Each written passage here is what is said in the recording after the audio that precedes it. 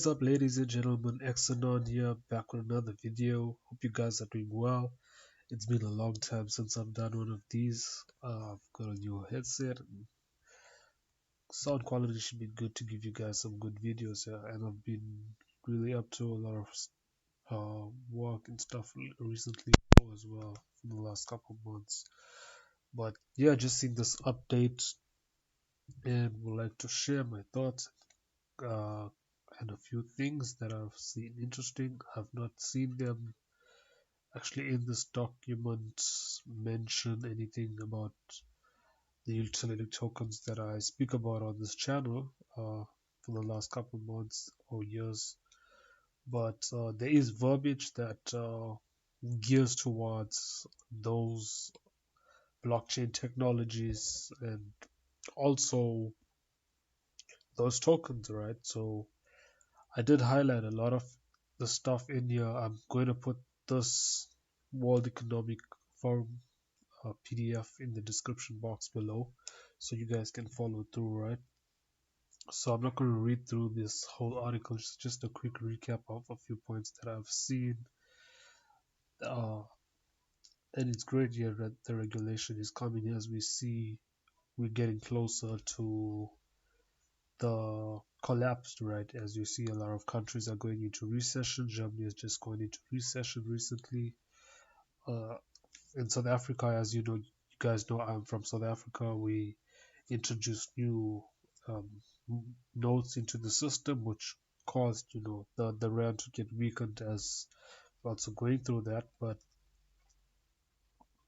still good through some extent until the final collapse happens. Right, so as you see in the blue, they talk about regulations, decentralized networks, and crypto assets, right? So BRICS countries are mentioned in here, as we know, South Africa and India, right? So it says, while significant progress has been made over the past 3 years, especially the numerous consultants and frameworks from the international, the FSB, the IMF, the BIS, the OECD, the IOSCO, and others, the national regulators, the European Union, Singapore, Japan, and the UAE, India, South Africa, US, and many more.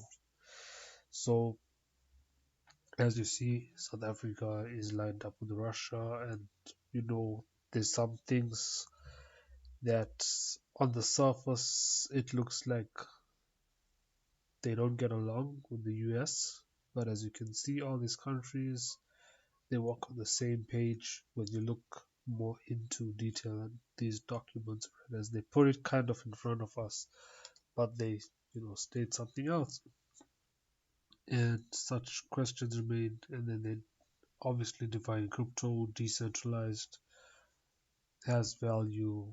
It's not like our fiat money, but yeah, I'm not going to go through all this. This is just a quick recap of what I've seen that could be relatable to the tokens that we're talking about, as they do mention like DLT and stuff here, right? And CBDCs.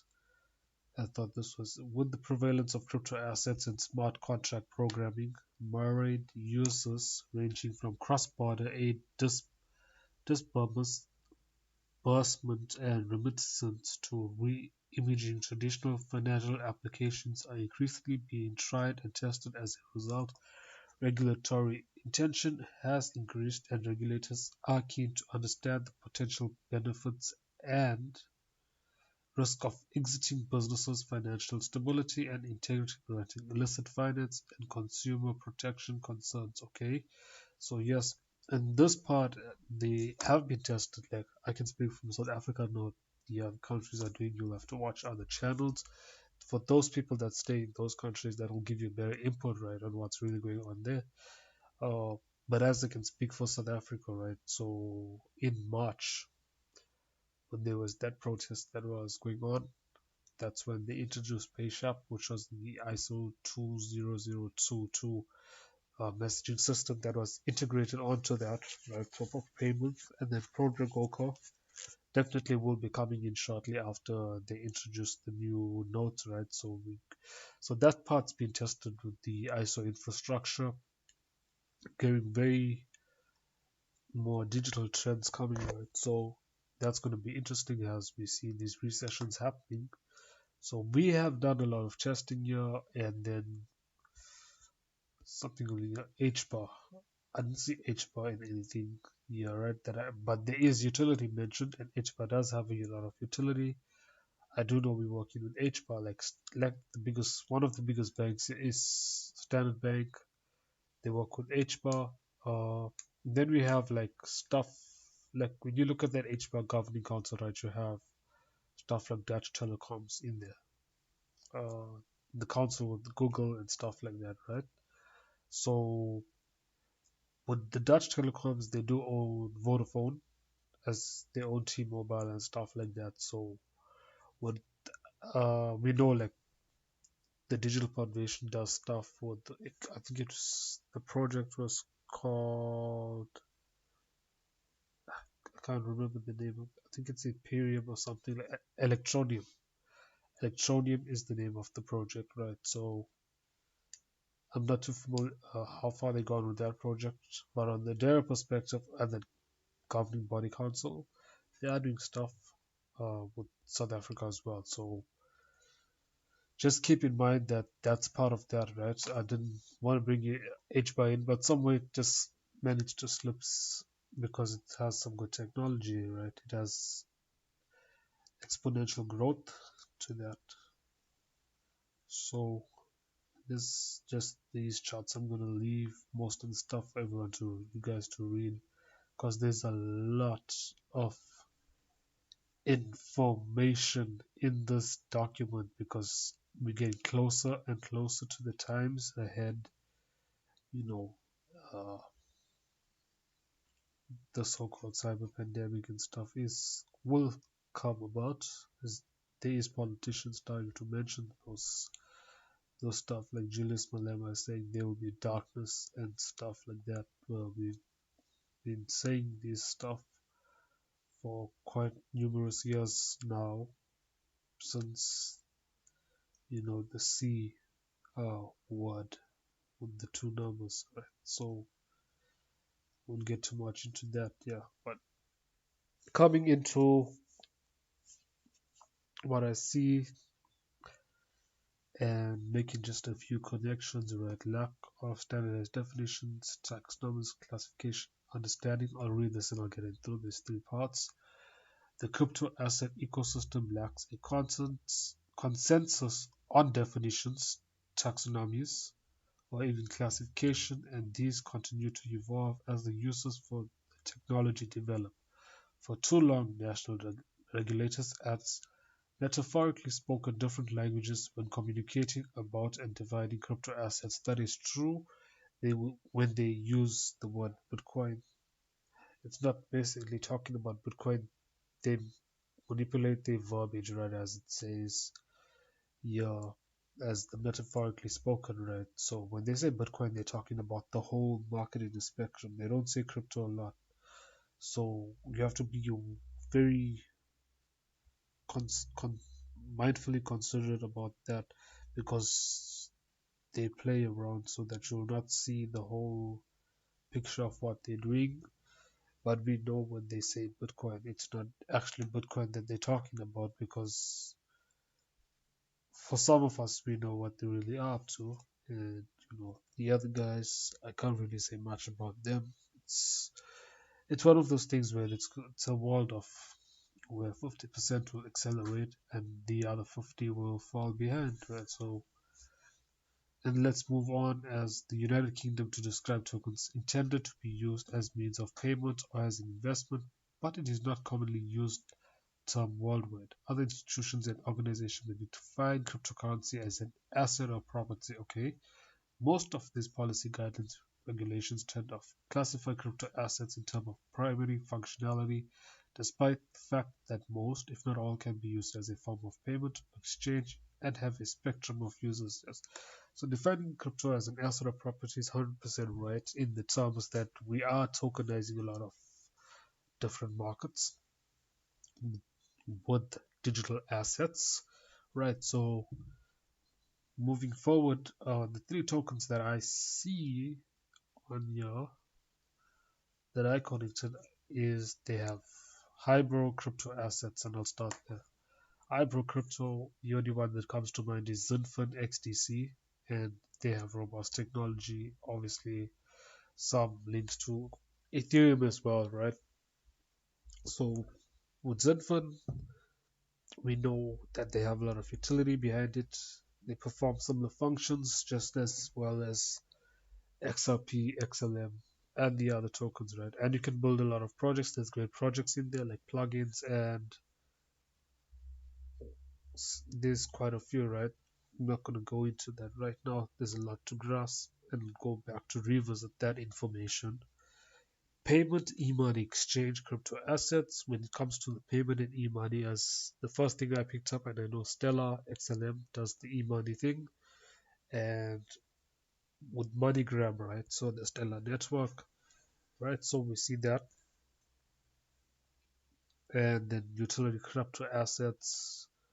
When we mostly talk about utility, we talk about XRP, but there's also HBAR and there's also others. But when we talk about utility, it's mostly we gear more towards XRP.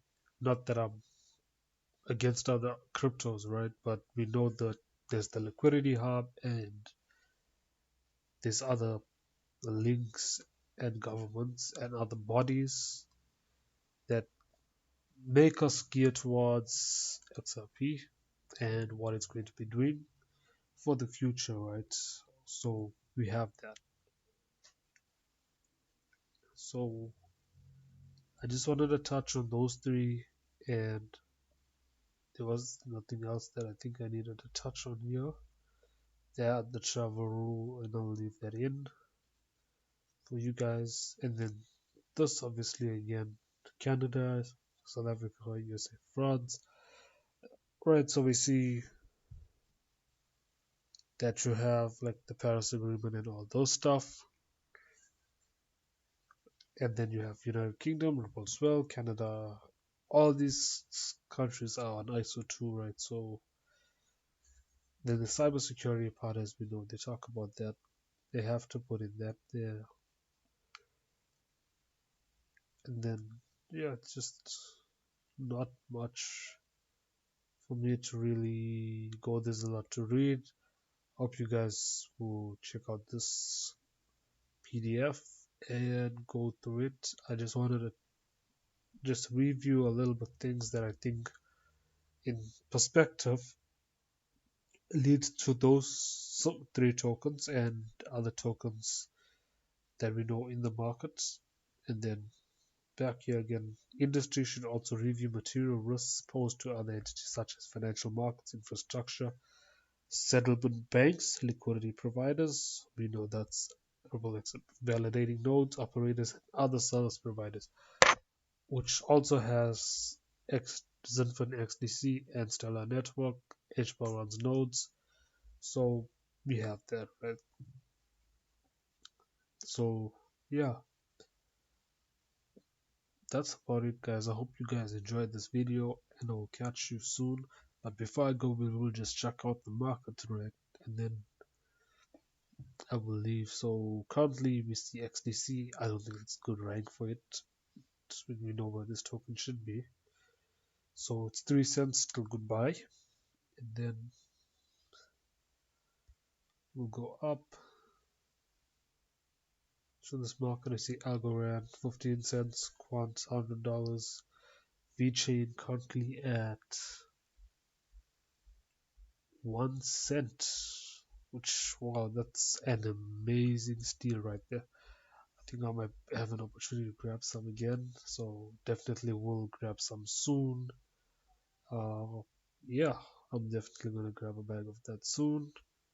So HBAR is 5 cents, that's good. At 33, and Stella is 8 cents, rank is 26. That's a good rank for Stella at the moment. And then we have our infamous XRP, which we know that triple lawsuit. I don't know what is going on there. Still 3 years and it's not yet done with. Okay, but it's good we're seeing they move up from 7th to 6th place at 47 cents, which is still a good deal. You want to still load up on that. So if some people are they have happily accumulated as much as they could. Yeah, guys, that's just about this video. As we know, none of this is financial advice by any means. So you guys have a good weekend and enjoy. I will catch you on the next video.